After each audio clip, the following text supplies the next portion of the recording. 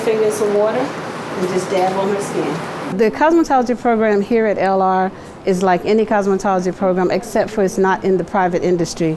High school students get the same affordability to do cosmetology and get their license as they would if they were at any private institution. Here they basically pay for their kit and everything else the district take care of. So we have our oil sheen, like shaving cream, we have gels. She takes her time with us, she makes sure that we know what we're doing, and she won't send us out there if we don't know what we're doing.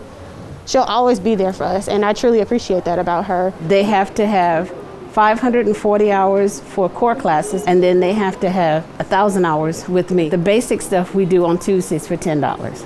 Everything that I teach, once they perfect it on a mannequin, they have to bring in, I call them a model, and they do that model for free to show what they've learned. So the class that I'm with right now are my seniors, and I've watched them grow over the last 2 years from scared girls to professionals. I mean, girls that I can tell them what to do, and they can do it without me standing over them. They ask me questions, I help them. This is my livelihood also. I've been in the industry 45 years. So this is what I do, and teaching is what I love. Come on out, they'll do you well.